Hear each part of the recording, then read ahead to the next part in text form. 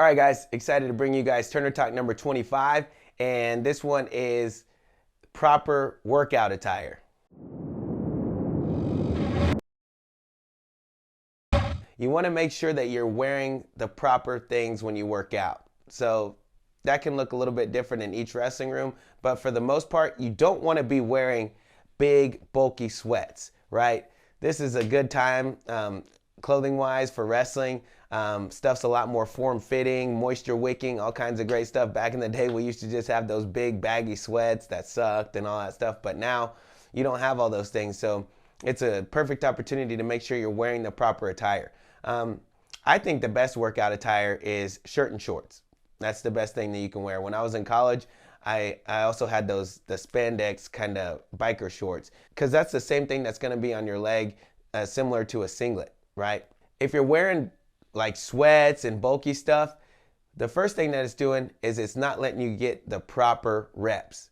Okay, and that's what practice is about, getting the proper reps. And just like we always talk about, training habits, the way you do it is the way that you're going to do it in matches. So you want to be training yourself the proper way. And whenever you have a lot of bulky items on, that's limiting your mobility, that's not giving you the proper look, and that's not going to be realistic, and it's not going to be the same as practice. So you want to make sure that you're wearing things that don't necessarily inhibit your movement, right? Practice is not for cutting weight. I'll say it one more time. Practice is not for cutting weight.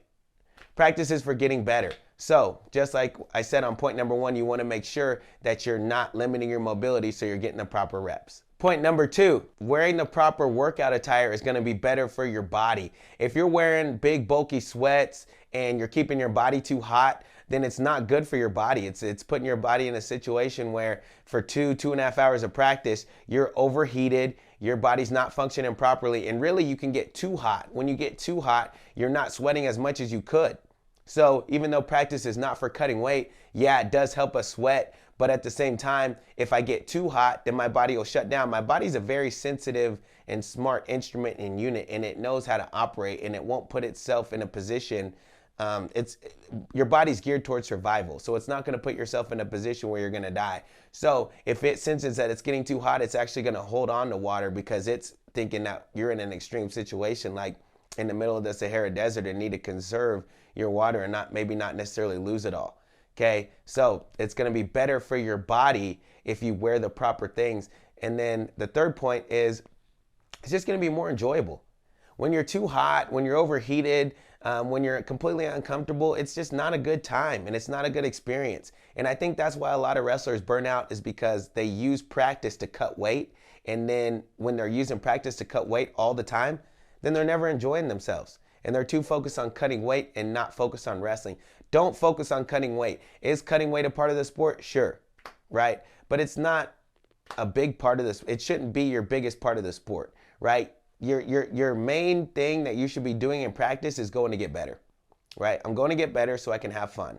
So I can have fun in matches, and I can score lots of points, and I can win. And whenever you're just focused on cutting weight, you're wearing all these bulky clothes, you're not getting proper reps, you're abusing your body, and you're increasing the amount of heat, the temperature it would take for you to actually break a sweat. Because that happened to me before in college. I was wearing plastics all the time until my coaches finally caught me, and they're like, "What are you doing, dude?" And I was like, "Well, I'm wearing plastics. This is how I can sweat." They're like, "No, you're actually increasing the temperature it's going to take for your body to sweat. So really, you're doing yourself a negative here by wearing plastics all the time." Plastics are for like the last day or last 2 days before competition, if you wear them at all. My senior year in college, I finally got to where I wasn't wearing plastics at all, cutting from like 175 to 157, and I had abs at 175 and was still making 157 without wearing plastics, without getting in saunas, anything like that. And then I felt so good because I actually could sweat and warm up, and my body was actually working. If you're working hard and you're not breaking a sweat, there's something wrong with you. Okay, there's something wrong. You either increase your internal temperature so high that it's going to take you too much to cut, or you're just completely dehydrated, and both of those are not good things for you. Last point is going to make it more enjoyable for you, and like I said, decrease that burnout. So you want to make sure that you're having fun in practice, you're getting better, you're working hard, and cutting weight is a byproduct to working hard. It's going to come, like the weight's going to come off. You're going to lose weight in practice by working hard, but realistically it's to get better. And if you get better, then you're putting yourself in a better position to be successful. Turn talk number 25, proper workout attire. Once again, big shout out to M-Stamp Media for helping out with these. Had to do a lot of edits in this one probably because I was jumbling all around, talking. It's all good. But thanks, guys. Make sure to like, subscribe, comment, and appreciate you. See you next time.